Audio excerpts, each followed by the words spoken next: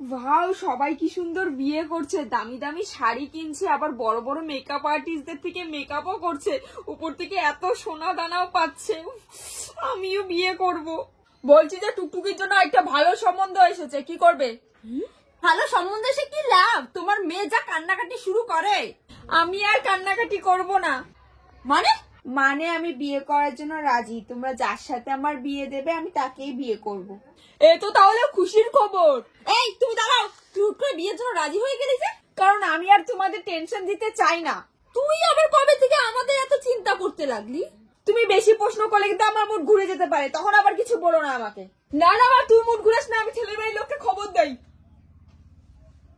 Hello, তা মনা, তুমি কি কি রান্না করতে পারো?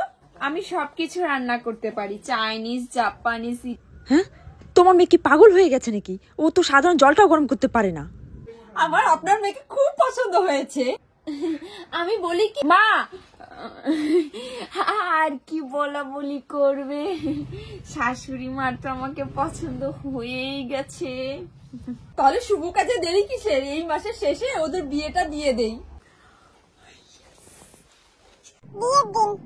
কত কত গিফট দিচ্ছে আমাকে সবাই, সোনা দানা। এবার সিঁদুর পরানো হয়ে গেল। এই ক্যামেরাম্যান ভালো করে নিয়েছো তো? এটা একটা নেওনি? এই আরেকবার পড়ো, আরেকবার পড়ো, আমার ভিডিও হয়নি ভালো করে। আরেকবার পড়ো, আরেকবার পড়ো। এই তাড়াতাড়ি, নাকে যেন পড়ে, ঠিক আছে? ক্যামেরাম্যান তাড়াতাড়ি তাড়াতাড়ি ভালোভাবে।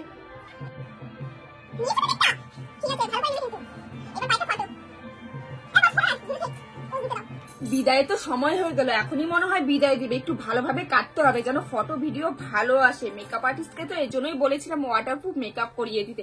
যাই হোক, একটু প্র্যাকটিস করে নি কিভাবে কাটবো। না, এটা একটু বেশি ন্যাকামো হয়ে গেল। মা মা, যাবো না মা। হ্যাঁ, এভাবে করলে তো আরো বাজে আসবে ফটো, মেকআপও নষ্ট হয়ে যাবে। এটাই ঠিক আছে। মা, যাবো না মা, যাবো না, আমি তোমাকে ছেড়ে। আমাকে পাঠিও না মা, আমি শ্বশুর বাড়ি যাবো না, ঠিক আছে। টুকটুকি, তুই চলে যাবি। আজকের পর থেকে আমি কাকে সকালে 11টার সময় ঘুম থেকে উঠাবো, কার পেচ্ছাপের কাপড় দেবো? মা, এসব কি বলছো? ভিডিও ক্যামেরা হচ্ছে তো।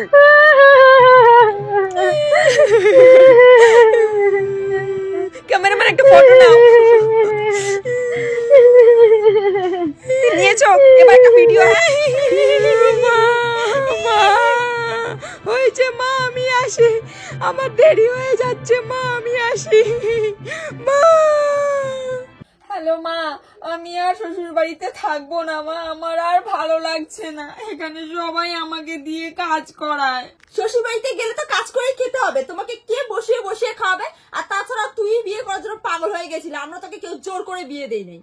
হ্যাঁ, মানছি আমি বিয়ে করার জন্য পাগল হয়ে গেছিলাম, কিন্তু সেটা তো আমি রিলসে অন্যদের বিয়ে দেখে ইন্সপায়ার হয়ে বিয়েটা করেছি না। কে জানতো যে শ্বশুর বাড়িতে গিয়ে এত এত কাজ করতে হয়? ওরা তো আর রিলসে দেখায়নি যে শ্বশুর বাড়িতে গিয়েও এত এত কাজ করতে হয়। তাহলে আমি কি করে জানবো? কি বলছিস কি? তুই রিলস দেখে বিয়ে করার জন্য পাগল হয়েছিস? আমি রিলস দেখে বিয়ে করেছি। তাহলে মা, তুমি রিলস দেখে সংসারে কাজ করা শেখো আর মন দিয়ে সংসার করো। আমি তাহলে রাখছি। কি?